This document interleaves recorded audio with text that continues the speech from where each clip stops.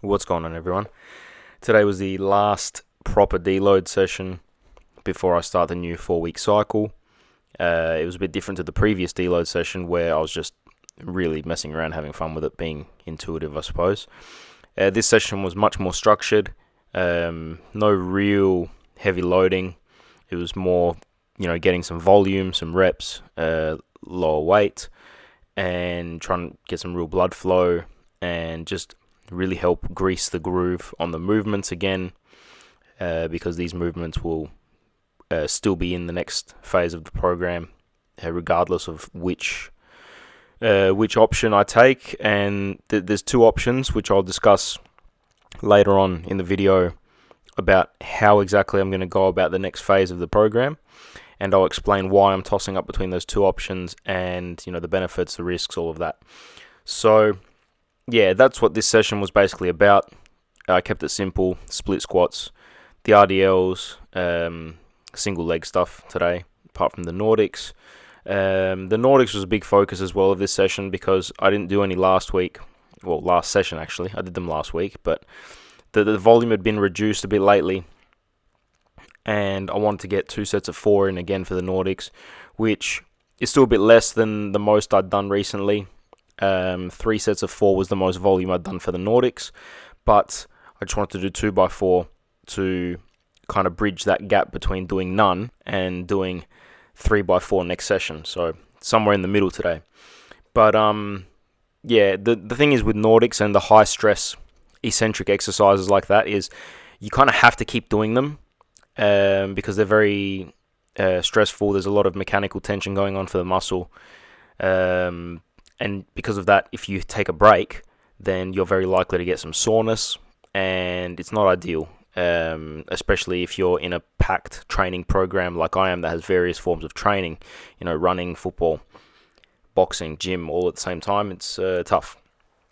But the real crucial element of having these exercises in your program is more about how you manage them, how you progress them, being smart with where you implement them. And the way you progress Nordics usually is probably with range of motion first for everybody, because it's such a hard exercise, such an intense exercise. It's basically a super maximal load, so it's more than you can effectively lift. And that's why the majority of people, when they first do the Nordics the first time, I'm specifically talking about the hamstring Nordics, by the way, when you fall forward. The majority of people, if not everyone, when they first do them, can only fall forward. They don't have the strength to immediately lift themselves back up. So it's an eccentric only exercise with an overload. So it's a supramaximal load. It's more than you can actually lift going back the other way. And so for that reason, the first mode of progression for everybody, or for the majority of people, is to try and increase how much of that range of motion can you remain in a muscular contraction for? How much of that range of motion, falling all the way forward, can you keep the hamstrings active? And can you control your fall forward? Can you control that range of motion?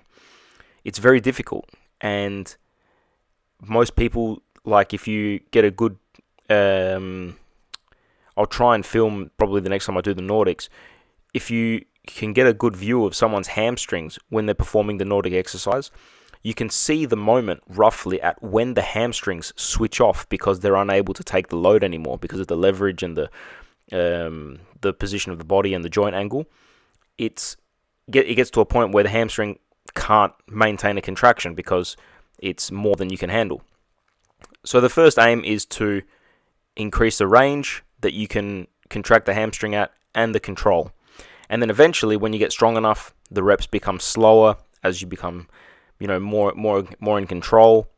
Then eventually you'll be able to pause. And then after the pause, eventually you'll be able to lift yourself back up concentrically. So that's the full goal for me. Some people do load their Nordics with extra weight. And I think it's something that does have a lot of value if you do it in the right way. And by that I mean is you've got to use the extra weight at the right time. You've got to be strong enough to begin with, but you also have to be aware that you're using this load to give the hamstrings even more of a stimulus, so that when you take it away, you should have more control when it's just with your body weight. That's the aim of the game. So there's a lot of care that needs to be taken with Nordics. I mean, I could do an entire video on Nordics, to be fair. But, because they're so hard on the body, there's a lot of risk of soreness, muscle damage, and you need to keep in mind that you'll need some time to recover afterwards.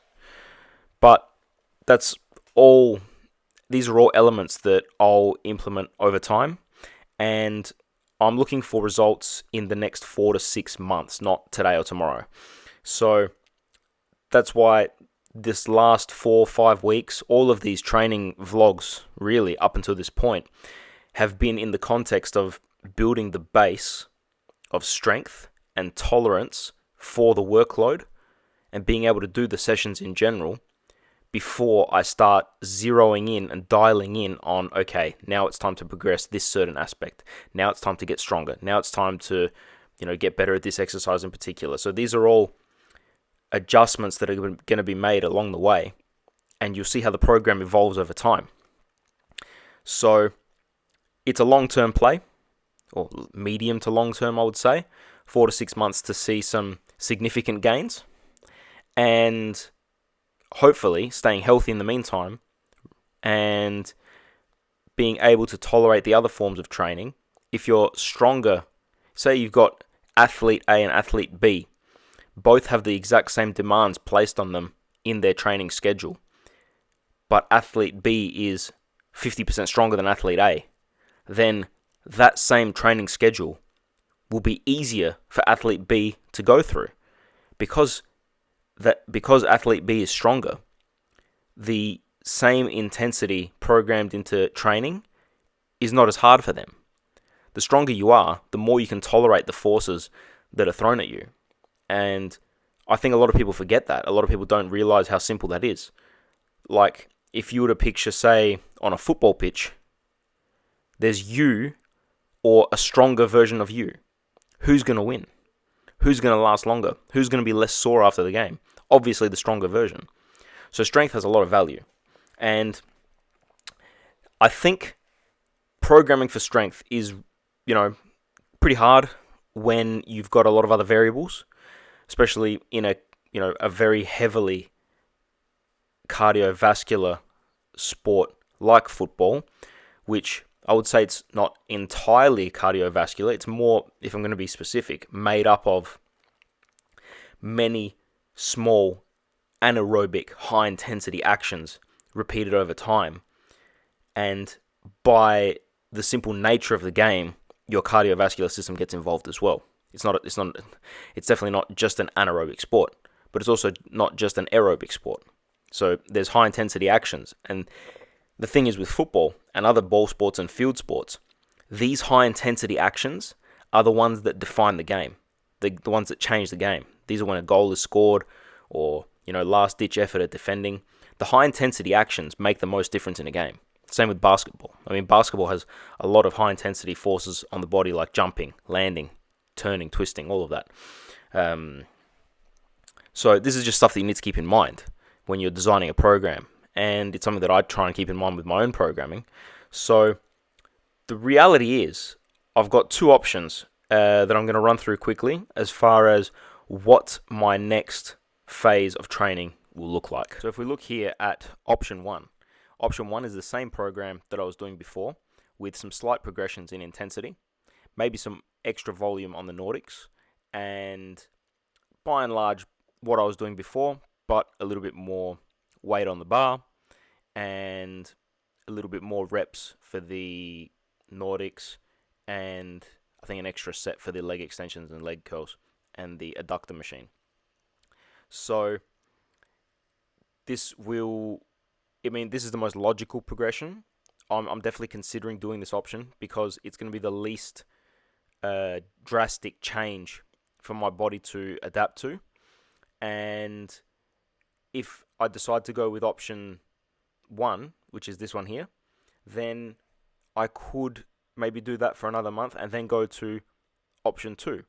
And option 2 is similar to my 2018 schedule. And the way it's broken up is 5, you could call them sessions, 5 sessions, but I usually did it in 2 or 3 sessions per week. So I'll explain what I mean. So A and B are both lower body sessions. C and D are upper body. And E is like some accessory exercises. So the core lifts, I'll go through them, has the low hang power clean. The remaining deadlift and back squat you've already seen me do. Bulgarian front squat and the single leg RDL. So the Bulgarian front squat is basically the same as the split squat that I've been doing, except the bar is held in a front rack position. So places more stress on the upper back, and it's just a little bit more difficult to execute. Got the hip thrust, and then on the upper body sessions, got bench press, pull up, dragon flag, which is very difficult core exercise, and then push press, chin up, and Pendlay Row. The accessory exercises you already have seen before, except maybe the hanging leg raise, which I'm considering swapping out to the ab wheel rollout, which I might just do that now. And bodyweight. Probably do bodyweight plus. So I'll find a way to load those up. I think I might use a weight vest. Yeah. So if I was to do this program, then the ab wheel rollouts for less reps, I would add a weight vest. Probably, I think I have a 10 kilo vest. It might be too much. We'll see. So the way that this is executed would be that on 2 days of the week, you would do session A for lower body, session C for upper body, and that 6 exercises would be your session. And on the other day, you would do B and D, and that would be your session. Now, I know it's not the most ideal way of organizing it, but this is what I was doing back in 2018 when I was at my strongest. And session E, you'd probably find a way to do that on a 3rd day, just as an accessory workout, or you might, depending on how you're feeling, which I don't know how I'm going to cope putting it at the end of all these. I might do that on a 3rd day, or what I'm actually considering, now that I think of it, is these exercises here, which are the superset. In 2018, I used to superset every exercise. So every exercise that I would superset would either be a similar movement or another sport-relevant movement, but a plyometric or a power component to that movement. So like a box jump, squat jump, sideways agility, like lateral steps, jumping down from the box and trying to land effectively, and then medicine ball stuff for the upper body. So what I could do is alternate some of these superset exercises with these accessories. But, see, this is food for thought now, because I've got the Nordics as well. And the Nordics, I really like them, and I really have to keep them in the program, in my opinion. It's going to be a challenge to find out where I can fit them in the mix here. Granted, I don't think that I will go straight away into the upper body sessions right now. I think the upper body sessions are something that I'm going to add in a bit later. Even if I do this style of a program for the next month, I don't think the upper body exercises are going to serve me well at this time. I'm still looking at increasing muscle mass and strength, mainly in the lower limb, and also that flow-on effect of the increased muscle mass lowering my center of gravity effectively, which is very good for agility and football-related movements. I could probably do another video separate on that as well. So we've got options. This is just an update of where I'm at. I am leaning towards option 1 for the sake of simplicity, and that gives me more time, gives me the next 4 weeks while I'm doing option 1 to work out the optimal way to execute option 2. So I think I've answered my own question. Option 1 for the next 4 weeks, because it's simple and I'm used to it. Meanwhile, I'll be working out how to optimize option 2 and bridge the gap between what I'm doing now and what I was doing back in 2018. So it's going to be interesting to see how the program evolves. I'm excited for it. And that's all I've really got to say today. The workout that I did, was not super interesting, but it just it was a deload. What can you expect, But yeah, I'm excited. If you've made it this far, thanks for sticking with me, and I'll catch you in the next one.